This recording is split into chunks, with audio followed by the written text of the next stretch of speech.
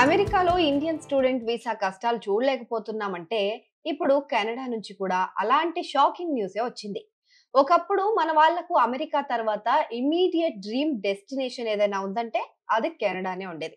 అక్కడ మంచి యూనివర్సిటీలు ఉంటాయి, చదువు తర్వాత ఉద్యోగం త్వరగా దొరుకుతుంది, ఆ తర్వాత పిఆర్ పర్మనెంట్ రెసిడెన్సీ కూడా బాగుంటుంది అని చెప్పి అక్కడికి వెళ్ళేవాళ్ళు మన వాళ్ళు. కానీ ఇప్పుడు సీన్ పూర్తిగా మారిపోయింది. దాదాపు 80% Indian student visa applications reject అయిపోయాయట. స్టడీ పర్మిట్ల సంఖ్యను కూడా బాగా తగ్గించారు.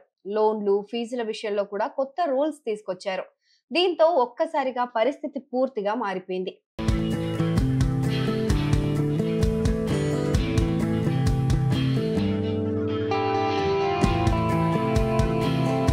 కెనడా వీసా తిరస్కరణ అనేది కేవలం ఒక పేపర్ రిజెక్షన్ మాత్రమే కాదు. దాని వెనక చాలా పెద్ద స్టోరీ ఉంటుంది.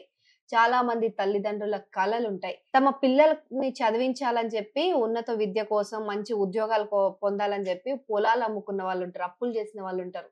కానీ వీసా తిరస్కరణకు గురైందంటే ముందు కట్టిన ఫీజులన్నీ పోతాయి. తర్వాత అది ఆ కుటుంబాలకు ఆర్థికంగా, మానసికంగా పెద్ద దెబ్బగా మిగిలిపోతుంది. సో స్టూడెంట్స్ అయితే తమ భవిష్యత్తు గురించి ఆందోళన పడుతూ డిప్రెషన్‌కు లోనవుతున్నారు.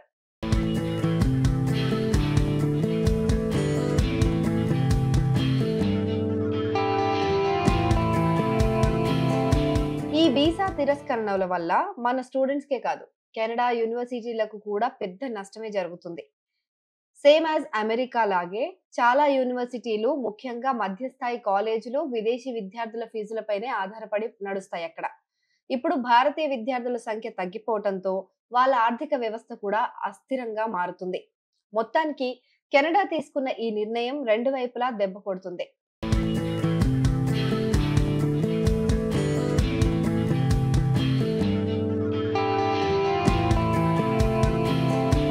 కెనడా వీసాలు ఇవ్వడం ఆపేయడంతో మన స్టూడెంట్స్ ఇప్పుడు కొత్త దేశాల వైపు చూస్తున్నారు. వాళ్ళకి కనిపించిన కొత్త హోప్ జర్మనీ అనే చెప్పాలి. కేవలం 3 సంవత్సరాల్లోనే జర్మనీ అమెరికాను కూడా వెనక్కి నెట్టేసి ఇండియన్ స్టూడెంట్స్ కి ఫస్ట్ చాయిస్ గా నిలిచింది. దానికి ప్రధాన కారణం ఏంటంటే అక్కడి ప్రభుత్వ యూనివర్సిటీల్లో ఫీజులు దాదాపుగా లేవు. కేవలం సెమిస్టర్ కు 150 నుంచి 400 యూరోలు చెల్లిస్తే చాలు.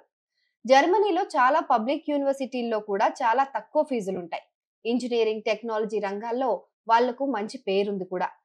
చదువు తర్వాత ఉద్యోగం వెతుక్కోవడానికి 18 నెలల సమయం ఇస్తారు. ఈ కారణాల వల్ల జర్మనీ ఇప్పుడు మన స్టూడెంట్స్ కి ఒక మంచి ఆప్షన్ గా మారింది.